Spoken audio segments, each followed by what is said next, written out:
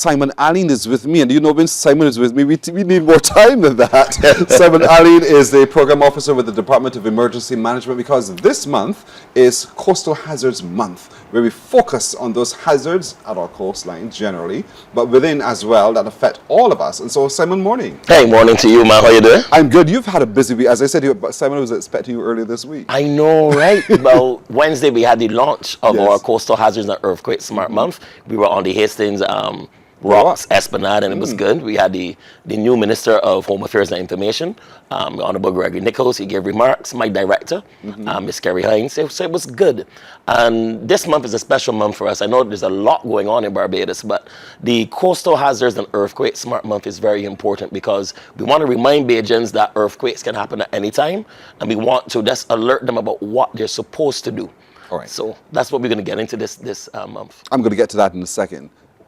These winds that we're having right now, have you seen the seas, the choppiness of the seas? Very much. It's good for surfers. Great for surfers, but it just reset my mind as to Yes. what's possible as it relates to tsunamis for a second. That's right. I stood on the rocks outside of Enterprise Beach yesterday, took a little video of it, and I was watching the anger of the waves and how it receded. I kept thinking, should I run?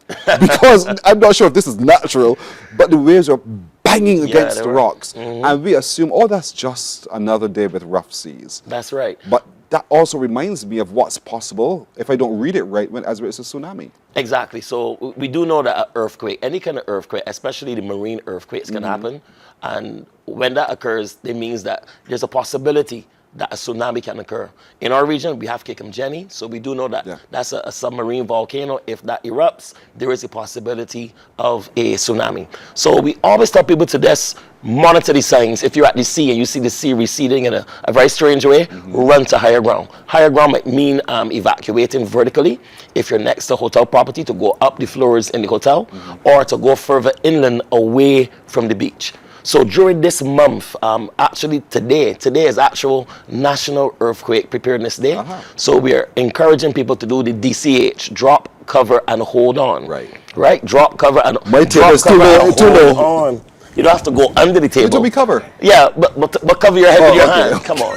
Cover your head with your hand and make sure that nothing falls on your head. So that's what we want people to do today. And that's going to start around 10 o'clock. So if you're at your business place, you're in a school, we have a partnership with a couple of schools that they will actually do the drop, cover, and hold on. So that is today.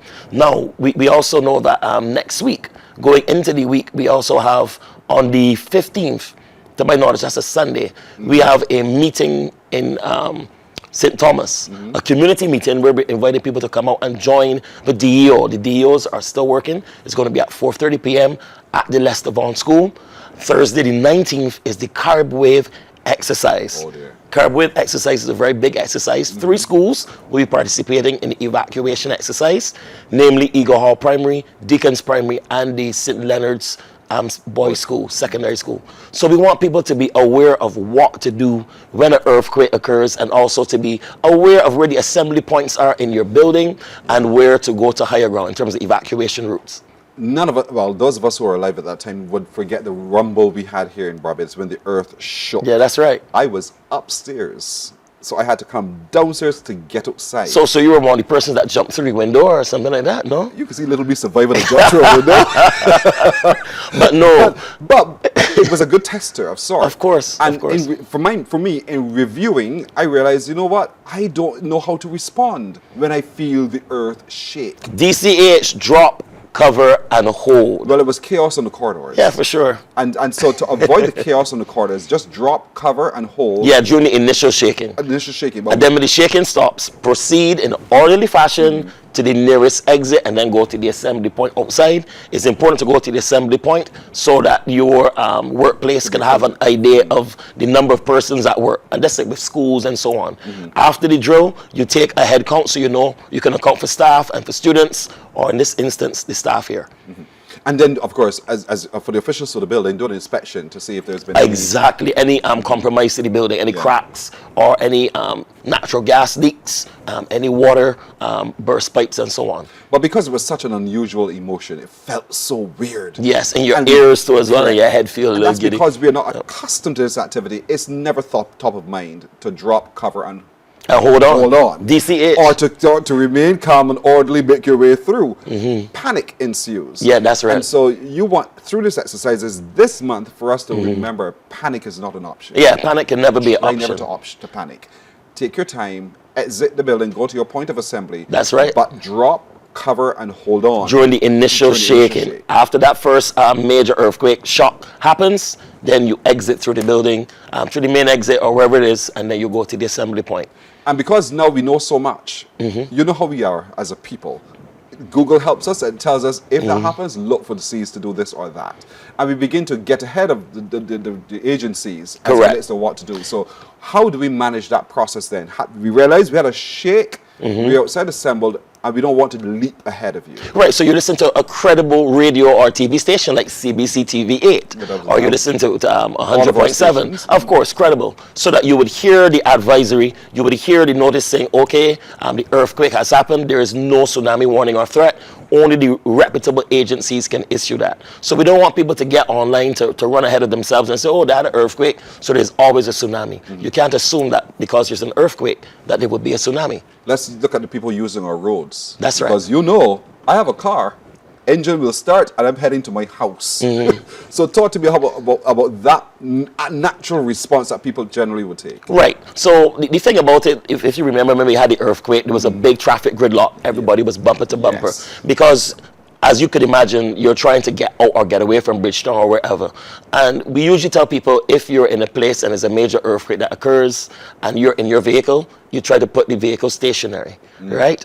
And obviously with traffic gridlock, you can't drive and get out. If you're close to the sea and you see the sea receding, just get out the car, leave it, and head to high ground.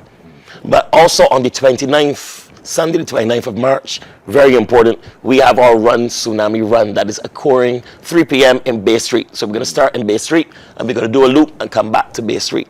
So we want people to come out. All you need to do is to register online for the Run Tsunami Run. Registration is free. All you need to do is donate a non-perishable item or personal care products. That's on the 29th. That's on the 29th, Sunday the 29th of March, 3 p.m. Thank you for doing it on lower ground this year. Yeah, for sure. Remember we were in thing. St. Joseph and so on. That was hard. But you know, the point is it helps us to sharpen our focus in what's important. Really, what's important. And part of that knowing what's important sometimes is not the vehicle. No, it's for a lot of people an investment. But at the same time, your life is of what's course. more important. The vehicle is insured, so it's That's covered. right. It can be replaced. Correct. You cannot be there's no replaced. insurance on that one now. That's Correct. a totally different matter. And so knowing more is important. In this month as well, is your team moving around to businesses and engaging in what we're doing now? Definitely. So what we do is that I would advise every Bajan to follow our social media pages. We have a number of informative videos and posts telling people what to do during this month of coastal hazards and being earthquake smart. Another thing that we're doing too is that we're going to have a public lecture a little later on in the month, and more details will be shared. But we just want to remind people, especially parents and the students, that we're going to have the carb wave exercise on Thursday, March 19th. Right. And that is going to be from 11 a.m. 3 schools are participating in the evacuation exercise. The scenario is the eruption of the Kikamjeni volcano, and we anticipate that there would be a tsunami. So we just want people to download the BMS Insight app. This is all about early warning too. We want people to download the app so that the information can be received to you. Yeah. And that app, anyone should download it? Yes, because the BMS Barbados Meteorological Services is the focal point for early warning in Barbados, not just for weather, all hazards, all hazards. Oh. Yeah, BMS Insight, it could be on iOS or it could be through Android. iOS or Yeah, Apple then, yeah. I get you, man. I get you. It's just that there's a demographic. Any young people, right? Talking about iOS?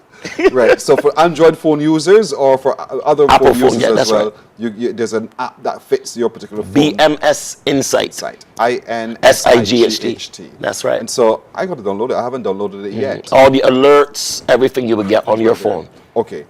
We showed to the folks just now the page, so you get to see. Remember, there's a very important meeting for the residents of St. Thomas. Yep. That's coming up on the 14th. Yes, it is the Sunday the 14th, Right. from 4:30 p.m. to about 6:30 p.m. at the Lester Vaughan School. Right. So we want people to come out and join the DEO, but also find out how they can get the skills and the training to be assets to the community. Indeed. We were also sharing, while we were speaking as well, a little clip from how children have been taught what to do: drop, cover, and hold. That's right. And so we want to really explore the social media page of the Department of Emergency Management. There is a trove of information and guidance that we should all get familiar with. And the more we practice, the more it becomes second nature. That's the whole point. The more we practice, look at it's right there on your screen. But there you go. know? I was with those kids there. They're very good at the I Arthur used to Smith drop, Primary School. cover, and hold. Yeah, I was holding the camera.